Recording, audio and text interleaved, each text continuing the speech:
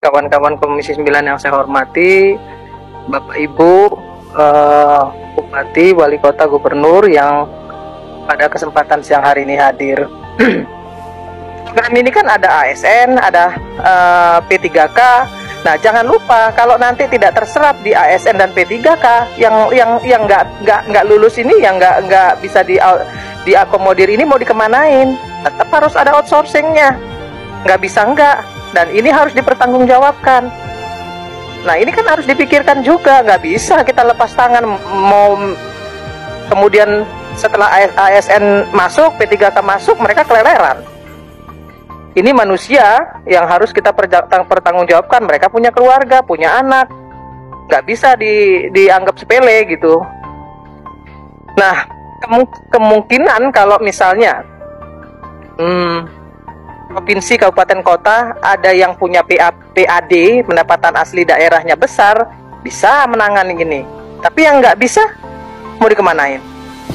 Ya nggak bisa juga kemudian bupati, wali kota, gubernurnya ya disalahin, seolah-olah bahwa tidak bertanggung jawab terhadap program ini. Padahal sebenarnya ya memang dana alokasinya yang tidak tersalurkan dari pusat. Nah, itu kemarin sudah kami sampaikan Bapak Ibu kepada Menpan RB maupun kepada Kementerian Dalam Negeri untuk segera berkomunikasi dengan Kementerian Keuangan. Jangan sampai kemudian ini menjadi masalah baru setelah PHK besar-besaran ketika kita hari ini sudah masuk di pintu gerbang yang namanya krisis global. Sekarang sudah banyak PHK. Bagaimana nanti kalau sampai teman-teman yang tidak terakomodir di ASN maupun yang di P3K ini juga tidak terakomodir?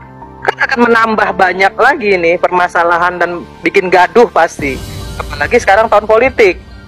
Maka kemudian kami di Komisi 9 bersepakat kita akan mendorong habis ya kepada pemerintah melalui Menpan RB maupun Mendagri, dan kita minta kemarin untuk bisa juga berkoordinasi dengan Menkyu supaya masalah ini bisa dituntaskan dengan data.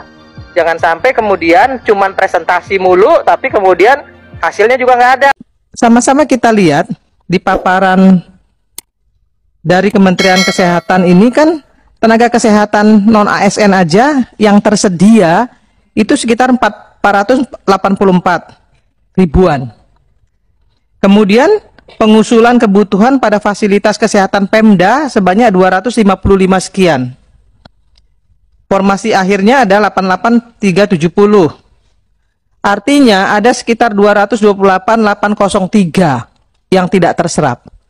Terus ini mau dikemanain? Pertanyaannya itu, mau dikemanain? Nah, kemudian juga yang terserap itu kriterianya seperti apa? Kok ada yang bisa diserap dan ada yang nggak bisa serap? Ini menjadi pertanyaan yang harus dijawab oleh Menpan RB, oleh Menkyu, oleh Kementerian Dalam Negeri, juga oleh Kementerian Kesehatan. Jadi jangan bikin program kalau nggak duduk sama-sama dulu. Kasihan loh. Saya nggak sampai hati tuh, setiap hari saya ditanya ini. Saya rapat ini apa namanya, WA saya ini berdering-dering terus nanyain soal ini. Belum teman-teman PLKB itu yang cuma digaji 250.000, 500.000. Bayangin gitu. Nggak manusiawi. Nah, sekarang saya minta perwakilan yang duduk di sini tolong sampein sama Menpan RB, sampein sama Menteri Dalam Negeri, tolong koordinasi dengan Kemenkyu, tambahin daunnya supaya program ini bisa jalan gitu loh. Kita ngomong banyak, presentasi sebanyak ini dengan data yang sebagus ini nggak ada artinya kalau 3 kementerian ini nggak duduk bersama. Ini kan PHP, seperti PHP. Kasihan nih, sekian banyak orang yang merasa di PHP.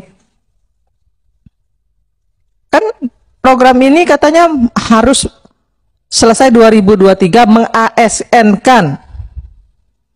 Tidak boleh ada lagi yang namanya outsourcing. Nah, terus yang nggak terserap ini mau digimanain? Yang katanya nggak lulus karena sesuatu dan lain sebagainya itu mau dikemanain? Yang sudah 38 tahun ke atas yang ikut tes terus kemudian nggak lulus, itu mau diapain? Padahal mereka sudah kerja lebih dari 20 tahun. Ada yang 15 tahun, 20 tahun. Itu mau diapain? Jadi mesti duduk bersama dulu 3 kementerian, kemudian tambahin uangnya, daunya ke daerah, baru kemudian bupati wali kota itu bisa melaksanakan program ini.